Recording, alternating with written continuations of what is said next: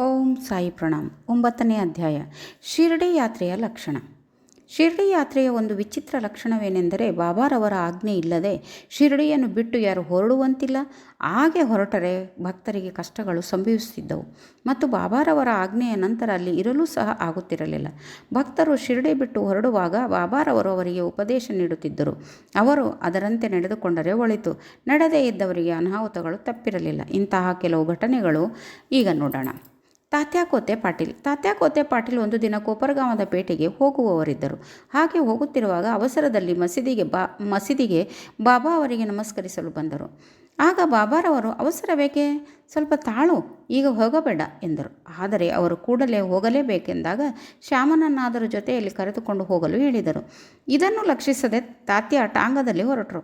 ಸಾವುಲ್ ಬಾವಿ ದಾಟುತ್ತಲೇ ಅವರ ಟಾಂಗದ ಕುದುರೆ ಜೋರಾಗಿ ಓಡಲು ಆರಂಭ ಮಾಡಿದ್ದರಿಂದ ಟಾಂಗ ನಡುವಿನಲ್ಲಿ ಉರುಳಿ ಕೆಳಗೆ ಬಿದ್ದಿತ್ತು. ಆದರೆ ತಾತ್ಯ ಅವರಿಗೆ ಹೆಚ್ಚಿನ ಅನಾಹುತ ಆಗಲಿಲ್ಲ. ಸಾಯಿಬಾಬಾರವರ ಮಾತು ನೆನಪಾಯಿತು. ಮತ್ತೊಂದು ಸಂದರ್ಭದಲ್ಲಿ ಕೊಲ್ಹಾರ್ ಎಂಬ ಹಳ್ಳಿಗೆ ಹೋಗುತ್ತಿರುವಾಗ ಬಾಬಾರವರ ಮಾತನ್ನು ತಾತ್ಯ ಮೀರಿದ್ದರಿಂದ ಇದೇ ಥರದ ಪರಿಸ್ಥಿತಿ ಒದಗಿತು. ಯುರೋಪಿಯನ್ ಗೃಹಸ್ಥ ನಾನಾ ಸಾಹೇಬರಿಂದ ಪರಿಚಯ ಪತ್ರ ಪಡೆದು ಓರ್ವ ಯುರೋಪಿಯನನು ಬಾಬಾರವರನ್ನು ಕಾಣಲು ಶಿರಡಿಗೆ ಬಂದರು. ಅವನು ಒಂದು ತಂಬುವಿನಲ್ಲಿ ಇಳಿದುಕೊಂಡು ಬಾಬಾರವರ ಮುಂದೆ ನಮಸ್ಕರಿಸಿ ಅವರ ಕರಗಳನ್ನು ಮುತ್ತಿಡಲು ಹಾತೊರೆಯುತ್ತಾ ಮಸೀದಿಯೊಳಗೆ ಬರಲು 3 ಬಾರಿ ಪ್ರಯತ್ನಪಟ್ಟರು. ಬಾಬಾರವರು ಅನುಮತಿ ನೀಡಲಿಲ್ಲ. ಮಸೀದಿ ಅಂಗಳದಲ್ಲಿ ಕುಳಿತು ದರ್ಶನ ಪಡೆಯುವಂತೆ ಆಜ್ಞೆಯಾಯಿತು. ಇದು ಅವನಿಗೆ ಸರಿಬೀಳಲಿಲ್ಲ. ಕೂಡಲೇ ಹಿಂದಿರುಗಲು ಮನಸ್ಸು ಮಾಡಿ ಹೊರಡಲು ಬಾಬಾರವರ ಅನುಮತಿ ಬೇಡಿದನು. ಆಗ ಬಾಬಾ, ಇಂದು ಬೇಡ, ಅವಸರ ಬೇಕೇ ಎಂದರು. ಅಲ್ಲಿದ್ದವರೆಲ್ಲರೂ ಬಾಬಾರವರ ಮಾತನ್ನು ಉಲ್ಲಂಘಿಸಬಾರದೆಂದು ಅವನಿಗೆ ಹೇಳಿದರು. ಆದರೂ ಅದನ್ನು ಲಕ್ಷಿಸದೆ ಅವನು ಟಾಂಗ ಹತ್ತಿದನು. ಮೊದಲು ಕುದುರೆಗಳು ಚೆನ್ನಾಗಿ ಓಡುತ್ತಿದ್ದವು. ಸಾವುಲ್ ಬಾವಿ ಸಮೀಪಿಸಿದಾಗ ಎದುರಿಗೆ ಬರುತ್ತಿದ್ದ ಸೈಕಲನ್ನು ಕಂಡು ಅವು ಜೋರಾಗಿ ಓಡಲು ಶುರು ಮಾಡಿದವು. ಟಾಂಗ ತಲೆ ಕೆಳಗಾಯಿತು. ಯುರೋಪಿಯನನ್ನು ಕೆಳಗೆ ಬಿದ್ದನು. ಅವನನ್ನು ಕೂಡಲೇ ಕೋಪರ್ಗಾಂವ್ ಆಸ್ಪತ್ರೆಗೆ ದಾಖಲಿಸಲಾಯಿತು. ಈ ರೀತಿ ಅನುಭವಗಳು ಬಾಬಾರವರ ಮಾತನ್ನು ಜನರು ಮೀರದಂತೆ ಮಾಡಿದವು. ಭಿಕ್ಷೆಯ ಅವಶ್ಯಕತೆ. ಈಗ ಭಿಕ್ಷೆಯ ಪ್ರಶ್ನೆಯನ್ನು ನೋಡೋಣ. ಬಾಬಾರವರ ಅಂತಹ ಮಹಾಯೋಗಿ ದೈವಿಕತೆಯ ಅಂಶವೇ ಆಗಿದ್ದರೆ ತಮ್ಮ ಜೀವಮಾನದಲ್ಲೆಲ್ಲ ಭಿಕ್ಷೆ ಏಕೆ ಬೇಡುತ್ತಿದ್ದರು ಎಂಬ ಪ್ರಶ್ನೆ ಕೆಲವರ ಮನಸ್ಸಿನಲ್ಲಿ ಮೂಡದೇ ಇರಲಾರದು. ಈ ಪ್ರಶ್ನೆಯನ್ನು ಈಗ ಉತ್ತರಿಸಬಹುದು. ಭಿಕ್ಷೆ ಬೇಡಿ ಜೀವಿಸಲು ಯಾರು ಅರ್ಹರು, ಯಾರು ಸಂತಾನ, ದ್ರವ್ಯ, ಕೀರ್ತಿ ಇವು 3ರಿಂದ ವಿಮುಕ್ತರಾಗಿ ಸನ್ಯಾಸಿಗಳಾಗಿರುತ್ತಾರೋ ಅವರು ಭಿಕ್ಷೆ ಬೇಡಿ ಜೀವಿಸಲು ಅರ್ಹರು ಎಂದು ಶಾಸ್ತ್ರದಲ್ಲಿ ಹೇಳಿದೆ. ಅವರಿಗೆ ಅಡಿಗೆ ಮಾಡಿಕೊಳ್ಳಲು ಊಟ ಮಾಡಲಾಗುವುದಿಲ್ಲ. ಅವರಿಗೆ ಆಹಾರ ನೀಡುವುದು ನಮ್ಮ ಕರ್ತವ್ಯ. ಸಾಯಿಬಾಬಾರವರು ಗೃಹಸ್ಥಾಶ್ರಮವನ್ನಾಗಲಿ ವಾನಪ್ರಸ್ಥಾಶ್ರಮವನ್ನಾಗಲಿ ಸ್ವೀಕರಿಸಲಿಲ್ಲ. ಅವರು ಬ್ರಹ್ಮಚಾರಿಗಳಾಗಿದ್ದರು. ಅಂದರೆ ಚಿಕ್ಕಂದಿನಿಂದಲೂ ಸನ್ಯಾಸಿಯಾಗಿಯೇ ಇದ್ದರು. ಪ್ರಪಂಚವೇ ನನ್ನ ಮನೆ, ವಾಸುದೇವನೇ ಜಗನ್ಯಾಮಕ ಎಂಬ ದೃಢವಾದ ನಂಬಿಕೆ ಅವರಲ್ಲಿತ್ತು. ಆದ್ದರಿಂದ ಅವರು ಭಿಕ್ಷೆ ಬೇಡಲು ಅರ್ಹರಾಗಿದ್ದರು. ಪಂಚಾಸನಗಳು ಮತ್ತು ಅವುಗಳ ಪಾಲನೆ. ನಾವು ನಮ್ಮ ಆಹಾರವನ್ನು ತಯಾರು ಮಾಡುವಾಗ ಪಂಚವಿಧಾನಗಳನ್ನು ಅನುಸರಿಸಬೇಕು ಎಂಬುದು ಎಲ್ಲರಿಗೂ ತಿಳಿದ ವಿಷಯವೇ. ಖಂಡಣಿ, ಪೋಷಣೆ, ಉದಕುಂಬಿ, ಮಾರ್ಜನಿ, ಚುಲ್ಲಿ. ಈ ಪಂಚವಿಧಾನಗಳನ್ನು ಅನುಸರಿಸಿದಾಗ ಆಹಾರದ ಅನೇಕ ಕ್ರಿಮಿಕೀಟಗಳು ನಾಶವಾಗಬಹುದು ಮತ್ತು ಅದರಿಂದ ನಾವು ಪಾಪ ಮಾಡಬೇಕಾಗುವುದು. ಈ ಪಾಪಕ್ಕೆ ಪ್ರಾಯಶ್ಚಿತ್ತವೆಂದು ನಮ್ಮ ಶಾಸ್ತ್ರಗಳು 5 ಥರದ ಯಜ್ಞಗಳು ಸೂಚಿಸಿವೆ. ಬ್ರಹ್ಮಯಜ್ಞ, ಪಿತೃಯಜ್ಞ, ದೇವಯಜ್ಞ, ಭೂತಯಜ್ಞ, ಮನುಷ್ಯ ಅಥವಾ ಅತಿಥಿ ಯಜ್ಞ. ಈ ಯಜ್ಞಗಳನ್ನು ನಾವು ಸರಿಯಾಗಿ ಪಾಲಿಸಿದರೆ ಅವು ನಮಗೆ ಜ್ಞಾನ ಮತ್ತು ಮುಕ್ತಿ ಮಾರ್ಗಕ್ಕೆ ಸುಲಭವಾದ ದಾರಿ ಹಾಕಿಕೊಡುತ್ತವೆ. ಈ ಕರ್ತವ್ಯಗಳನ್ನು ನಮಗೆ ಜ್ಞಾಪಿಸಲೋಸ್ಕರವೇ ಬಾಬಾರವರು ಪ್ರತಿ ಮನೆಯ ಬಾಗಿಲಿಗೂ ಹೋಗುತ್ತಿದ್ದರು. ಅವರಿಂದ ಈ ರೀತಿಯಾದ ಪಾಠ ಕಲಿತವರು ನಿಜಕ್ಕೂ ಧನ್ಯರು. ಭಕ್ತರ ಅನುಭವಗಳು. ಯಾರು ಒಂದು ಪತ್ರೆ, ಫಲ ಅಥವಾ ಉದಕ ಇವುಗಳನ್ನು ನಿರಂತರ ಪ್ರೀತಿಯಿಂದ ನಮಗೆ ಅರ್ಪಿಸುವರೋ ಅಂಥವರ ಪರಿಶುದ್ಧವಾದ ಪ್ರೇಮವನ್ನು ನಾನು ಸದಾ ಮನಪೂರ್ವಕವಾಗಿ ಸ್ವೀಕರಿಸುತ್ತೇನೆ ಎಂದು ಶ್ರೀಕೃಷ್ಣನು ಭಗವದ್ಗೀತೆಗಳಲ್ಲಿ ಹೇಳಿರುತ್ತಾನೆ. ಹೀಗೆ ಬಾಬಾರವರಿಗೆ ಏನಾದರೊಂದು ಪದಾರ್ಥವನ್ನು ಭಕ್ತಿಯಿಂದ ಅರ್ಪಿಸುತ್ತೇನೆಂದು ಮನಪೂರ್ವಕವಾಗಿ ಹೇಳಿಕೊಂಡು ನಂತರ ಅದನ್ನು ಮರೆತರೆ ಅವರು ಅದನ್ನು ಜ್ಞಾಪಿಸಿ ತೆಗೆದುಕೊಳ್ಳುತ್ತಿದ್ದರು ಮತ್ತು ಆಶೀರ್ವದಿಸುತ್ತಿದ್ದರು. ಈ ಥರದ ಅನೇಕ ಘಟನೆಗಳು ಜರುಗಿವೆ. ತರ್ಕಡ್ ಕುಟುಂಬ. ಬಾಬಾ ಸಾಹೇಬ್ ತರ್ಕಡ್ ಪ್ರಾರ್ಥನಾ ಸಮಾಜಕ್ಕೆ ಸೇರಿದ ಬಾಬಾರವರ ದೃಢ ಭಕ್ತರಾಗಿದ್ದರು. ಅವರ ಪತ್ನಿ ಮತ್ತು ಮಗ ಇಬ್ಬರೂ ಸಹ ಬಾಬಾರವರ ಪರಮ ಭಕ್ತರಾಗಿದ್ದರು. ಮೇ ತಿಂಗಳಲ್ಲಿ ಶಾಲೆಗೆ ರಜೆ ಇತ್ತು. ಆಗ ಕುಮಾರ್ ತರ್ಕಡ್ ಮತ್ತು ಅವನ ತಾಯಿ ಶಿರಡಿಗೆ ಹೋಗಬೇಕೆಂದು ಮನಸ್ಸು ಮಾಡಿದರು. ಆದರೆ ಬಾಲಕ ತರ್ಕಡ್ ತಾನು ಮತ್ತು ತನ್ನ ತಾಯಿ ಶಿರಡಿಗೆ ಹೋದರೆ ಮನೆಯಲ್ಲಿ ಬಾಬಾರವರ ಪೂಜೆ ನಿಂತು ಹೋಗುವುದೆಂದು, ತಂದೆಯವರು ಪ್ರಾರ್ಥನಾ ಸಮಾಜವಾದಿಗಳಾಗಿದ್ದರಿಂದ ಬಾಬಾರವರ ಫೋಟೋಕ್ಕೆ ಪೂಜೆ ಸಲ್ಲಿಸಲಾರರೆಂದು ತಿಳಿದು ಶಿರಡಿಗೆ ಹೋಗಲಿಚ್ಛಿಸಲಿಲ್ಲ. ಆಗ ತಂದೆಯವರಿಂದ ಆಶ್ವಾಸನೆ ಪಡೆದು ತಾಯಿ ಮಗ ಇಬ್ಬರು ಒಂದು ಶುಕ್ರವಾರ ರಾತ್ರಿ ಶಿರಡಿಗೆ ಪ್ರಯಾಣ ಬೆಳೆಸಿದರು. ಮರುದಿನ ಶನಿವಾರ ತರ್ಕಡ್ ಅವರು ಬೆಳಗಿನ ಜಾವ ಎದ್ದು ಸ್ನಾನ ಮುಂತಾದವುಗಳನ್ನು ಮುಗಿಸಿಕೊಂಡು ಬಾಬಾರವರ ಫೋಟೋದ ಮುಂದೆ ನಿಂತು, ಬಾಬಾ, ನನ್ನ ಮಗನು ನಿನಗೆ ಹೇಗೆ ಸೇವೆ ಮಾಡುತ್ತಿದ್ದನೋ ಅದೇ ರೀತಿ ನಾನು ಈ ದಿನ ಸೇವೆ ಸಲ್ಲಿಸುತ್ತಿದ್ದೇನೆ. ಅದು ಕೇವಲ ತಮಾಷೆಯಾಗದಿರಲಿ ಎಂದು ಹೇಳಿ ಆ ದಿನ ಪೂಜೆ ಸಲ್ಲಿಸಿ ಸಕ್ಕರೆಯನ್ನು ನೈವೇದ್ಯವಾಗಿ ಅರ್ಪಿಸಿ ಪ್ರಸಾದವನ್ನು ಎಲ್ಲರಿಗೂ ಊಟದ ಜೊತೆಗೆ ಕೊಟ್ಟರು. ಆ ದಿನ ಸಂಜೆ ಮತ್ತು ಮರುದಿನ ಭಾನುವಾರವೂ ಸಹ ಅದೇ ರೀತಿ ಆಚರಿಸಿದರು. ಅವರಿಗೆಂದು ಈ ಥರದ ಪೂಜೆ ಮಾಡಿ ಅಭ್ಯಾಸವಿರಲಿಲ್ಲ. ಆದರೂ ತಮ್ಮ ಮಗನಿಗೆ ವಚನ ಕೊಟ್ಟಂತೆ ಎಲ್ಲವೂ ಸಾಂಗವಾಗಿ ನೆರವೇರುತ್ತಿರುವುದನ್ನು ಕಂಡು ಅವರ ಮನಸ್ಸಿನಲ್ಲಿ ದೃಢತೆ ಮೂಡಿತು.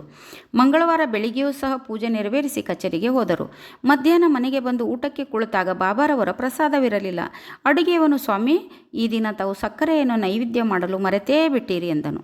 ಕೂಡಲೇ ಬಾಬಾರವರ ಫೋಟೋದ ಹತ್ತಿರ ಹೋಗಿ ನಮಸ್ಕರಿಸಿ ಕ್ಷಮೆ ಬೇಡಿದರು. ಆ ದಿನವೇ ತಮ್ಮ ಮಗನಿಗೆ ಬಾಬಾರವರಿಂದ ತಮ್ಮ ಅಪರಾಧ ಕ್ಷಮೆ ಮಾಡಲು ಪತ್ರ ಬರೆದರು. ಅದೇ ಸಮಯ ಮಂಗಳವಾರ ಶಿರಡಿಯಲ್ಲಿ ಮಧ್ಯಾಹ್ನದ ಆರತಿ ಆರಂಭವಾಗುವುದರಲ್ಲಿತ್ತು. ಬಾಬಾರವರು ಶ್ರೀಮತಿ ತರ್ಕರವರನ್ನು ಕುರಿತು, ತಾಯಿ, ಈ ದಿನ ಏನಾದರೂ ತಿನ್ನಬೇಕೆಂದೆನಿಸಿ ಬಾಂದ್ರಾದಲ್ಲಿ ನಿಮ್ಮ ಮನೆಗೆ ಹೋಗಿದ್ದೆ. ಮನೆಗೆ ಬೀಗ ಹಾಕಿತ್ತು. ಹೇಗೋ ಒಳಗೆ ಪ್ರವೇಶಿಸಿ ನೋಡಿದೆ. ತರ್ಕಡರು ನನಗೋಸ್ಕರ ಏನನ್ನೂ ಇಟ್ಟಿರಲಿಲ್ಲ. ಅತೃಪ್ತನಾಗಿ ಹಸಿವಿನಿಂದ ಹಿಂತಿರುಗಿದ್ದೇನೆ ಎಂದರು. ಶ್ರೀಮತಿ ತರ್ಕಡವರಿಗೆ ಇದರ ಅರ್ಥವಾಗಲಿಲ್ಲ. ಅವರ ಮಗನಿಗೆ ಮಾತ್ರ ತಕ್ಷಣವೇ ಅದರ ಅರ್ಥವಾಯಿತು. ಕೂಡಲೇ ಅವರು ಬಾಂದ್ರಾದಲ್ಲಿ ಪೂಜೆ ಸರಿಯಾಗಿ ನೆರವೇರಲಿಲ್ಲವೆಂಬ ಸುಯೋಚಿಸಿ ಬಾಂದ್ರಾಕ್ಕೆ ಹೊರಡಲು ಬಾಬಾ ಅವರ ಅನುಮತಿ ಬೇಡಿದರು. ಬಾಬಾರವರು ಅದನ್ನು ನಿರಾಕರಿಸಿ, ಇಲ್ಲಿಯೇ ಪೂಜೆಯನ್ನು ನೆರವೇರಿಸು ಎಂದರು. ಆಗ ಅವನು, ಈ ಬಗ್ಗೆ ಬಾಬಾರವರ ಪೂಜೆಯನ್ನು ನೀವು ಸರಿಯಾಗಿ ನೆರವೇರಿಸದಿದ್ದಾಗಿ ನನಗೆ ಬಹಳ ದುಃಖವಾಗಿದೆ ಎಂದು ತಂದೆಗೆ ಕಾಗದ ಬರೆದನು. ಮಾರನೇ ದಿನ ಈ ಪತ್ರಗಳು ಅವರವರ ಕೈ ಸೇರಿದವು. ಶ್ರೀಮತಿ ತರ್ಕಡ್. ಈಗ ನಾವು ಶ್ರೀಮತಿ ತರ್ಕಡ್ ಅವರ ವಿಚಾರವನ್ನು ತೆಗೆದುಕೊಳ್ಳೋಣ. ಅವರು ಈ 3 ಪದಾರ್ಥಗಳನ್ನು ಪ್ರತಿನಿತ್ಯವೂ ಬಾಬಾರವರಿಗೆ ಅರ್ಪಿಸುತ್ತಿದ್ದರು. ಅವು ಭರಿತ, ಕಚಾರಿ ಮತ್ತು ಪೇಡೆ. ಇವುಗಳನ್ನು ಬಾಬಾ ಅವರು ಹೇಗೆ ಸ್ವೀಕರಿಸುತ್ತಿದ್ದರೆಂಬುದನ್ನು ನೋಡೋಣ. ಒಂದು ಸಾರಿ ಬಾಬಾರವರ ಪರಮಭಕ್ತರಾದ ಬಾಂದ್ರಾದ ಶ್ರೀ ರಘುನಾಥ್ ಭಾಸ್ಕರ್ ಪುರಂದರೆಯವರು ಕುಟುಂಬ ಸಮೇತ ಶಿರಡಿಗೆ ಹೊರಟರು. ಶ್ರೀಮತಿ ತರ್ಕಡ್ ಅವರು 2 ಬದನೆಕಾಯಿಗಳನ್ನು ಕೊಟ್ಟು ಒಂದರಿಂದ ಭರಿತ ಮತ್ತೊಂದರಿಂದ ಕಚಾರಿ ಮಾಡಿ ಬಾಬಾರವರಿಗೆ ಅರ್ಪಿಸಲು ಶ್ರೀಮತಿ ಪುರಂದರೆಯವರಿಗೆ ತಿಳಿಸಿದರು. ಪುರಂದರೆ ಶ್ರೀ ತಲುಪಿ ತಕ್ಷಣವೇ ಬಾಬಾರವರಿಗೆ ತಾವು ತಂದ ವಸ್ತುಗಳನ್ನು ಅರ್ಪಿಸಲು ಹೋದಾಗ ಬಾಬಾರವರು ಊಟಕ್ಕೆ ಕುಳಿತಿದ್ದರು. ಬಾಬಾರವರು ಭರಿತ ಉಂಡು ಬಹಳ ಚೆನ್ನಾಗಿದೆ ಎಂದು ಹೇಳಿ ಎಲ್ಲರಿಗೂ ಹಂಚಿ ನಂತರ ಕಚಾರಿ ಕೇಳಿದರು. ರಾಧಾಕೃಷ್ಣ ಮಾಯಿಯನ್ನು ಕರೆದು ಅವಳಿಗೆ ಕಚಾರಿ ತಯಾರು ಮಾಡಿ ತರಲು ಹೇಳಿದರು. ಆದರೆ ಆಗ ಬದನೆಕಾಯಿ ಮೋಸಂ ಇರಲಿಲ್ಲ. ಭರಿತ ಯಾರು ತಂದರೆಂದು ವಿಚಾರಿಸಿದ ಮೇಲೆ ಅದನ್ನು ಒದಗಿಸುವ ಶ್ರೀಮತಿ ಪುರಂದರೆಯವರಿಗೆ ಬದನೆಕಾಯಿ ಒಪ್ಪಿಸುವ ಜವಾಬ್ದಾರಿ ಇದೆ ಎಂದು ಎಲ್ಲರೂ ಮನಗಂಡರು. 1915ನೇ ಡಿಸೆಂಬರ್ನಲ್ಲಿ ಶ್ರೀ ಗೋವಿಂದ್ ಬಲರಾಮ್ ಮಾನ್ಕರ್ ಅವರು ತಮ್ಮ ತಂದೆಯವರ ಶ್ರಾದ್ದ ಮಾಡಲು ಶಿರಡಿಗೆ ಹೊರಡಬೇಕೆಂದಿದ್ದರು. ಅವರು ಶಿರಡಿಗೆ ಹೊರಡುವ ಮುನ್ನ ಶ್ರೀಮತಿ ತರ್ಕಡ್ ಅವರನ್ನು ಕಂಡರು. ಶ್ರೀಮತಿ ತರ್ಕಡ್ ಅವರು ಬಾಬಾರವರಿಗೆ ಏನನ್ನಾದರೂ ತಿನ್ನಲು ಕಳುಹಿಸಬೇಕೆಂದು ಯೋಚಿಸಿ ಮನೆ ತುಂಬ ಹುಡುಕಿದರು. ಪೇಡೆ ಹೊರತು ಏನೇನೂ ಸಿಗಲಿಲ್ಲ. ಆದರೆ ಅದಾಗಲೇ ನೈವೇದ್ಯವಾಗಿತ್ತು. ಅದನ್ನೇ ಬಾಬಾರವರು ಪ್ರೀತಿಯಿಂದ ಸ್ವೀಕರಿಸುತ್ತಾರೆಂದು ಭಾವಿಸಿ ಮಾನ್ಕರ್ ಅವರ ಕೈಯಲ್ಲಿ ಕಟ್ಟು ಕಳಿಸಿದರು. ಶ್ರೀಯುತ ಮಾನ್ಕರ್ ಅವರು ಶಿರಡಿ ತಲುಪಿ ಬಾಬಾರವರ ದರ್ಶನ ಮಾಡಲು ಮಸೀದಿಗೆ ಹೊರಟರು. ಆದರೆ ಪೇಡೆ ತೆಗೆದುಕೊಂಡು ಹೋಗುವುದನ್ನು ಮರೆತು ಬಿಟ್ಟರು. ಬಾಬಾರವರು ತಾಳ್ಮೆಯಿಂದ ಕೆಲವು ಕಾಲ ಸುಮ್ಮನಿದ್ದರು. ಮಧ್ಯಾಹ್ನ ಮಸೀದಿಗೆ ಹೋದಾಗ ಮಾನ್ಕರ್ ಪೇಡೆ ಕೊಡಲು ಮರೆತರು. ಬಾಬಾರವರಿಗೆ ತಾಳ್ಮೆ ಮೀರಿತು. ಆಗ ಅವರು, ನನಗೆ ಏನನ್ನು ತಂದಿರುವೆ ಎಂದು ಮಾನ್ಕರನನ್ನು ಕೇಳಿದರು. ಅವರು ಏನೂ ಇಲ್ಲವೆಂದು ಉತ್ತರಿಸಿದರು. ಬಾಬಾ ಮತ್ತೊಮ್ಮೆ ಕೇಳಿದರು. ಪುನಃ ಅದೇ ಉತ್ತರ. ಆಗ ಬಾಬಾರವರು, ತಾಯಿಯು ನನಗೋಸ್ಕರ ನೀನು ಹೊರಟು ಬರುವಾಗ ಸಿಹಿ ತಿನಿಸನ್ನು ಕೊಡಲು ಹೇಳಿ ನಿನ್ನ ಹತ್ತಿರ ಏನೂ ಕೊಡಲಿಲ್ಲವೇ ಎಂದು ಕೇಳಿದರು. ಆಗ ಅವರಿಗೆಲ್ಲವೂ ನೆನಪಾಯಿತು. ಕೂಡಲೇ ಬಾಬಾರವರ ಕ್ಷಮೆ ಬೇಡಿ ತಾವು ತಂಗಿದ್ದ ಸ್ಥಳಕ್ಕೆ ಹೋಗಿ ತಂದಿದ್ದ ಪೇಡೆ ತೆಗೆದುಕೊಂಡು ಬಂದು ಅರ್ಪಿಸಿದರು. ಅದನ್ನು ಬಾಬಾರವರು ಸಂತೋಷದಿಂದ ಸ್ವೀಕರಿಸಿದರು. ಈ ರೀತಿ ಶ್ರೀಮತಿ ತರ್ಕಡ್ ಅವರ ಭಕ್ತಿಯನ್ನು ಬಾಬಾ ಮೆಚ್ಚಿದರು. ನನ್ನನ್ನು ನಂಬಿದವರನ್ನು ನಾನು ಸದಾ ಆಶೀರ್ವದಿಸುತ್ತೇನೆ ಎಂಬ ಗೀತೆಯ ವಾಕ್ಯ ಈ ರೀತಿ ಇಲ್ಲಿ ನಿಜವಾಯಿತು. ಹೊಟ್ಟೆ ತುಂಬ ಊಟ. ಒಂದು ದಿನ ಶ್ರೀಮತಿ ತರ್ಕಡ್ ಅವರು ಶಿರಡಿಯಲ್ಲಿ ಒಬ್ಬರ ಮನೆಯಲ್ಲಿ ಊಟಕ್ಕೆ ಕುಳಿತಾಗ ಅಲ್ಲಿ ಒಂದು ಹಸಿದ ನಾಯಿ ಬಂದಿತ್ತು. ಶ್ರೀಮತಿಯವರು ಅದಕ್ಕೆ ಒಂದು ಚೂರು ರೊಟ್ಟಿ ಹಾಕಿದರು. ಅದು ಅದನ್ನು ತಿಂದು ಸಂತೋಷದಿಂದ ಹೊರಟೋಯಿತು. ಸಾಯಂಕಾಲ ಅವರು ಮಸೀದಿಗೆ ಹೋದಾಗ ಬಾಬಾರವರು, ತಾಯಿ, ಈ ದಿನ ನೀನು ನನಗೆ ಹೊಟ್ಟೆ ತುಂಬ ಊಟ ಹಾಕಿರುವೆ. ನನ್ನ ಪ್ರಾಣಗಳು ತೃಪ್ತಿ ಪಡೆದವು. ಯಾವಾಗಲೂ ಇದೇ ರೀತಿ ವರ್ತಿಸು, ನಿನಗೆ ಒಳ್ಳೆಯದಾಗುತ್ತದೆ. ಮಸೀದಿಯಲ್ಲಿ ಕುಳಿತು ನಾನು ಯಾವಾಗಲೂ ಸತ್ಯವನ್ನೇ ನುಡಿಯುವೆನು. ಈ ರೀತಿ ಯಾವಾಗಲೂ ನನ್ನ ಮೇಲೆ ದಯೆ ಇಡು. ಮೊದಲು ಹಸಿದವರಿಗೆ ಆಹಾರ ನೀಡಿ ನಂತರ ನೀನು ಊಟ ಮಾಡು ಎಂದರು. ಇದು ಅವಳಿಗೆ ಅರ್ಥವಾಗಲಿಲ್ಲ. ಆಗ ಬಾಬಾ, ನಾನು ಯಾವಾಗ ನಿಮಗೆ ಆಹಾರ ನೀಡಿದೆ ಎಂದು ಕೇಳಲು ಬಾಬಾರವರು, ನೀನು ಪ್ರೀತಿಯಿಂದ ಕೊಟ್ಟ ರೊಟ್ಟಿಯ ಚೂರನ್ನು ತಿಂದು ನಾನು ನಿಜವಾಗಿಯೂ ತೃಪ್ತಿಗೊಂಡಿದ್ದೇನೆ. ನೀನು ಬೆಳಿಗ್ಗೆ ಊಟಕ್ಕೆ ಕುಳಿತಾಗ ಬಂದ ನಾಯಿಯೂ ನನ್ನ ಅಂಶ. ಇದೇ ರೀತಿ ಇತರ ಜೀವಿಗಳಿಗೂ ಸಹ ನಾನು ಈ ರೀತಿ ಅಲೆದಾಡುತ್ತೇನೆ. ಯಾರು ಈ ಥರದ ಪ್ರಾಣಿಗಳಲ್ಲಿ ನನ್ನನ್ನು ಕಾಣುವರೋ ಅಂಥವರು ನನ್ನ ಆಶೀರ್ವದಿಸುತ್ತೇನೆ. ಭೇದ ಭಾವಗಳನ್ನು ತೊರೆದು ಈ ದಿನ ಸೇವೆ ಮಾಡಿದಂತೆ ನನ್ನ ಸೇವೆ ಮಾಡು ಎಂದರು. ಈ ಅದ್ಭುತ ವಚನಗಳು ಕೇಳಿ ಅವರ ಮನಸ್ಸು ಕರಗಿತು. ನೇತ್ರಗಳಿಂದ ಆನಂದ ಬಾಷ್ಪ ಉಕ್ಕಿತು. ಪಾಠ: ಸಕಲ ಜೀವಿಗಳಲ್ಲಿಯೂ ಪರಮಾತ್ಮನನ್ನು ಕಾಣಬಹುದು ಎಂಬುದೇ ಇದರ ತಿರುಳು. ಉಪನಿಷತ್, ಗೀತೆ, ಭಗವತ್ ಎಲ್ಲ ಪುಣ್ಯಗ್ರಂಥಗಳು ಇದನ್ನೇ ಸಾರುತ್ತಿವೆ. ಈ ರೀತಿ ಸಾಯಿಬಾಬಾರವರು ಉಪನಿಷತ್ತನ್ನು ಕಾರ್ಯಾಚರಣೆಯಲ್ಲಿ ತಂದರು. ಈ ಅಧ್ಯಾಯವನ್ನು ಕೇಳಿದ ನಂತರ ತಮಗೆ ಸುಮಾರು ಬಾಬಾರವರ ಬಗ್ಗೆ ಅರಿವಾಗುತ್ತದೆ. ಹೊಸ ಪಾಠಗಳು ನಾವು ಜೀವನದಲ್ಲಿ ಕಲಿಯುತ್ತೇವೆ. ಬಾಬಾರವರ ಪೂರ್ವ ಆಶೀರ್ವಾದ ನಿಮಗೆ ಲಭಿಸಬೇಕಾದರೆ ಈ ವಿಡಿಯೋವನ್ನು ಸಬ್ಸ್ಕ್ರೈಬ್ ಮಾಡಿ, ಲೈಕ್ ಮಾಡಿ, ಶೇರ್ ಮಾಡಿ. ಓಂ